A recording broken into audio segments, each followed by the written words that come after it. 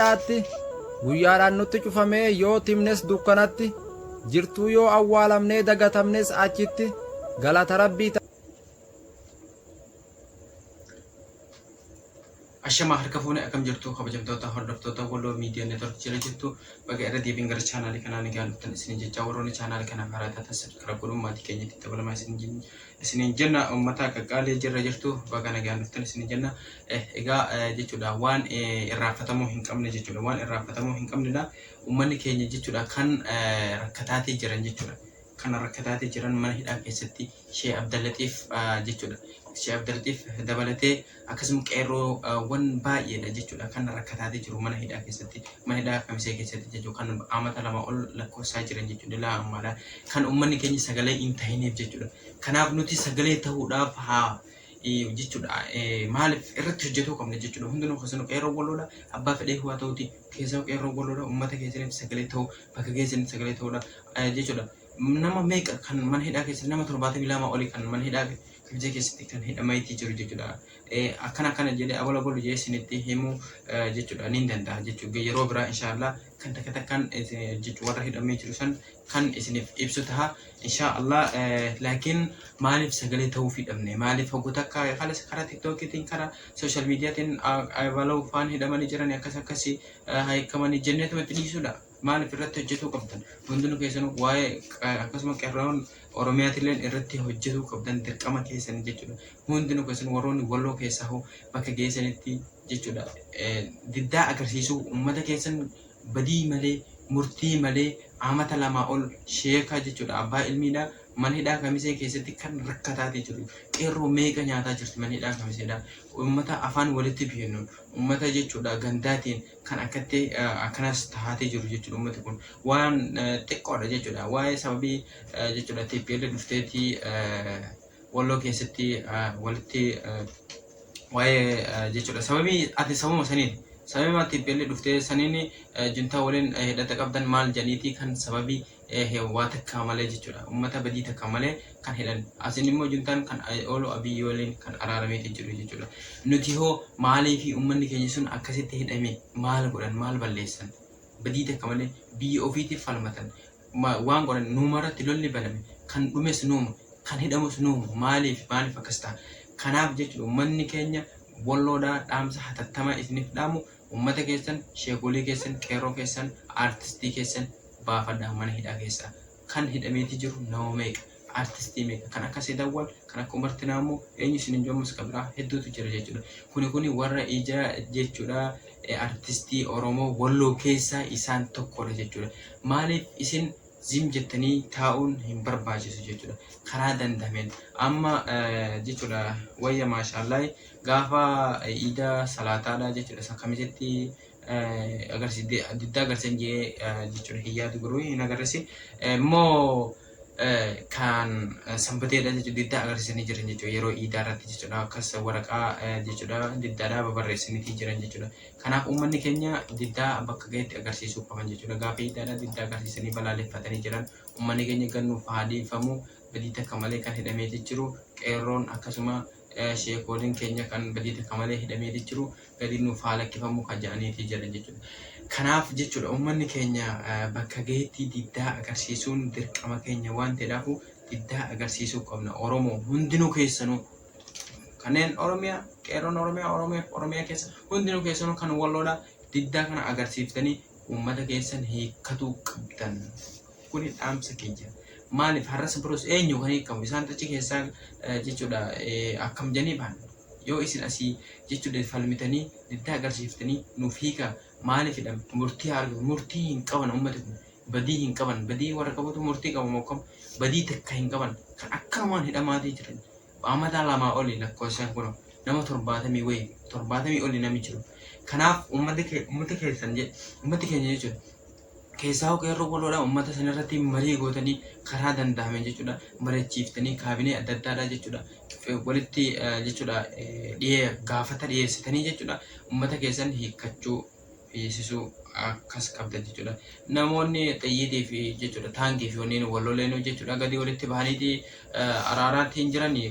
badhaasa walii kennaatiin jiranii kan Amaaraa kan Tigiree eenyu sinna hajuu hundinuu keessatti agartan social media gubbaatti isaan kun yoo maal balleessan badii takka malee kaabinee gorumti wal beennu walloo fi aanaa jillee dhumuugaa keessaa kaabinemti jechuun waliin guuramtee moggaa akkasitti uummata keenya kan dararaatti jirtu jechuudha. Maaliif gadi hin lakkifnee gadi lakkifamuu qaban uummanni badii takka malee mana hidhaa kamisee keessatti guuramanii jiran badii takka malee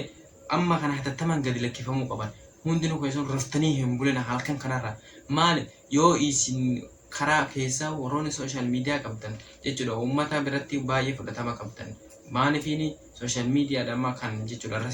rasaasi diina akkasuma rasaasi qabsoodha social media ta'ee jira. Kanaafuu isin gadi baatanii yoo hin himne yoo uummata kana diddaa itti agarsiiftanii uummata keessan hin baafanne nami isinii baasuu hin jiru. Akkasuma immoo tokkoffaa qeerroon walloodha. Qeerroon walloo keessa aanaa jillee dhumuugaa haga kamiseedha. Yoo isin gadi baatanii uummata keessan manidhaa kamisee keessatti dararamaa jiran artistii keessan sheekolii keessan yoo isin gadi baatanii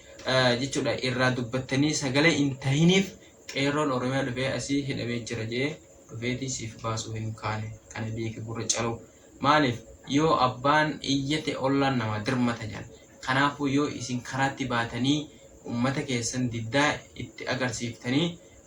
nu maaliif nu hiikamuu dhabe yoo jettani malee akkanaan ka dhufanii isiniif ollaan isinii dirmatu hin jiru jechuudha. Amma torbaan lama moo akkas dura jechuudha waa'een isaanii baay'ee takka irraa dubbatamee jira jechuudha. Maaliif hidhamanii maaliif murtii takka malee hidhamanii uummanni keenya artistiin keenya sheekoliin keenya maaliif dararamanii ja'aniiti jechuudha. Sagalee warroonni oromiyaatti akkasuma jechuudha qeerroonni wallootillee itti ka'anii jira jechuudha. Laakiin ammaafoo eessa ga'e wanti sun maalirra ga'e maaliif galmaan ga'uu dadhabne keenya rakkinni keenya kanuma maaliif akka isaan jechuudha yoo badii qabaatan badii qaban yoo badii hin qabaanne hoo nama badii qabatu murtee argata jechuudha. Osaan murtee hin qaban akkamitti badii yoo badii qabaatanii murtee argatanii kanaaf badii hin qaban akkamitti murteessuu danda'a? Murtii malee zimjanii haffananii kan irra taa'aati jiran. Artistii sila amma yeroo bahee saba biratti fudhatamaa qabu kana kan waan fedhe dalaguu danda'u kana manhidhaa keessatti qabanii akkas godhutti jira jechuudha. Fakkeenyaaf artistii Sayyid Awwal warroonni Oromiyaatis qeerroo wallootis hundinuu keessanuu warroonni amma xixiqqaan lafa dhalataa jirullee ni beekan jechuudha. Kanaaf uummata biratti baay'ee kan fudhatamaa qabu kan jaalala hedduu qabu jechuudha. Gadi baatanii uummata keessan jechuudha yoo artistii keessan baafatu dadhabdan namoonni biraa dhufanii isinii baasuu hin kaane qeerroon walloodhaa keessaa jechuudha. Yoo isin irratti qabsaa'utanii irratti halkanii guyyaa irratti hojjetuu dhabdan namoonni bakka Oromiyaa irraa dhufanii isinii baasan hin jiran. Yoo jechuudha abbaan iyyate ollaan nama dirmata jetteemi Oromoon kanaaf isin hoggu takka uffitanii hoggu takka hin dhiisina. Uummata keessan baafadha warra manhidhaa keessa jiru. Akkasuma qeerroon haga nama 5 moo 6 ta'an jechuudha. Kan Finfinnee baqatanii Finfinneedha kan basaasee warma aanaa jillee dhumuugaati kan basaasee dhaqee uummata san qabsiisee fidee jechuudha gara baartan dabarsuu kan giddii jechuudha balaa takkaan kan mana jechuudha hidhaa kamiseetti kan galchan jechuudha godina kamiseetti kan deebifaman jechuudha balaa takkaan kadhaa takkaan jechuudha. Maali akkasuma baajati baheeti jechuudha kan asii deebisan oduu karaa Gondarii fi karaa Bahar Dar dabarsanii asiin deebiin uummati sun jechuudha. Maaliifini lubbuma isaanii baraaruuf jecha uummanni balaa meeqa jechuudha iyyata meeqaan jechuu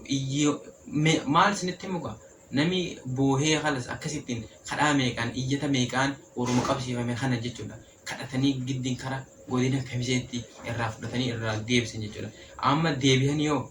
warrootuma jechuudha kaabinema wal beekan duraan waliin hojjetuu jiran jechuudha. Kanuma kan qabsiise malee amaarri biraa dhufeetii ummata qabuu hin dandeenye. Isaan kun yoo maaliifini ummata keessan darartan akka seenaan sin gaafatu kana beekuu qabdan jechuudha. Warroonni kaabinee mootummaa taatanii amma dalagaa jirtan jechuudha. Yeroon kun ni darba waan ta'eedhaafu waan darbuu jecha harka dhiigaatiin hin nyaatina haraa jechuudha.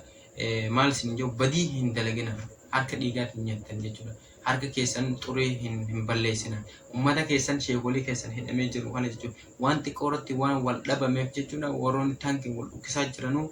daaraa wal haqanii biyyee wal nyaachisanii ni dhiisanii badhaasa walii kennuu jira waan ta'eef isin hoo maal godhuu qabdan isin ummata keessan ummata miskiina ummata dalagatee jiraatu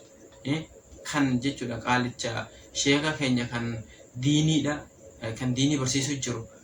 fuutanii mana hidhaa keessatti siyaasaa jettanii waggaa akkasitti daraartan kana maal jedhama kun jechuudha harka dhiigaatiin nyaatina kun yeroon kun ni darba waan ta'eef gaafa yeroon kun darbe seenaa sin gaafata ummata keessan dararaa nama 70 wayi akkasitti rakkiftanii mana hidhaa kamicha keessatti rakkisuun baay'ee takka jechuun waan nama gaddisiisu kanaafuu ummanni keenya jechuudha hundinuu keessanuu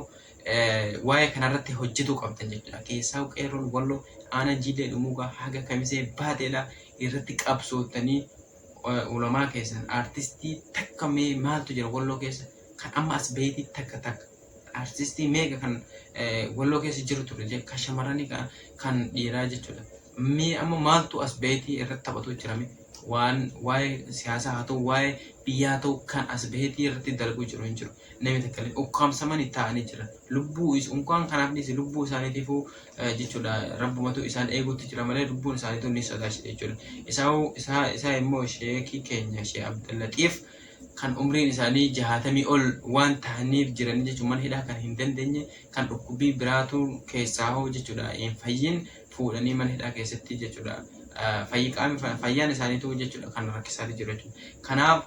kan mana hidhaa keessatti rakkisanii akkas godhaa jiran jechuudha kanaaf uummanni keenya yoo sagalee waliin taane yoo waliin taane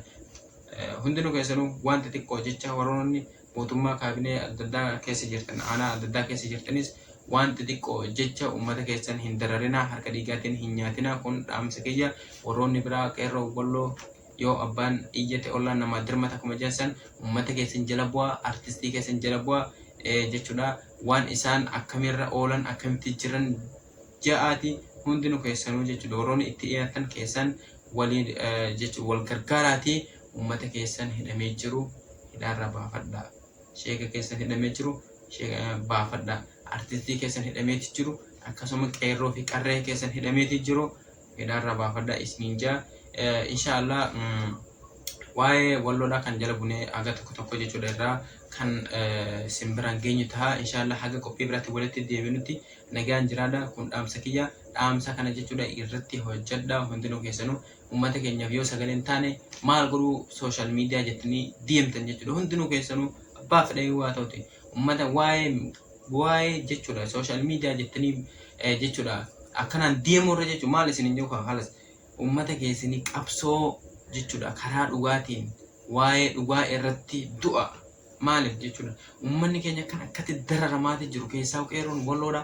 jechuudha zim jettanii teessanii akkasumas gadi qabattanii teessan kun hin barbaachisu jechuudha uummata keessanii sagalee ta'a bakka jirtanii gadi bahaa sagalee ta'a fi harka jechuudha harka dhiigaatiin isinillee hin nyaatina isin jaa warroonni kaabinee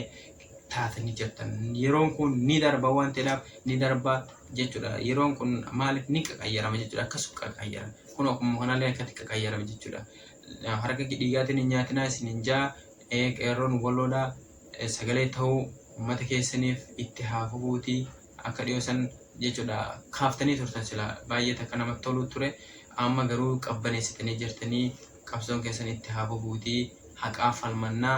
nuti haqaaf duunaa afaan keenyaaf illee kaduu jiru kan afaan keenyaan dubbannaa jechuudha aadaa keenyaan jiraannaa kan jenneeti kan dhumaati jiru jechuudha naannoo Amaaraa jalatti kanaafuu nuti irratti qabsoonnee sheekolii keenya baafatu qabna dirqamaa isin jaa inshallah haga qophii biraatti walitti deebinutti nagaan jiraadhaa turtii kubatte garaan koo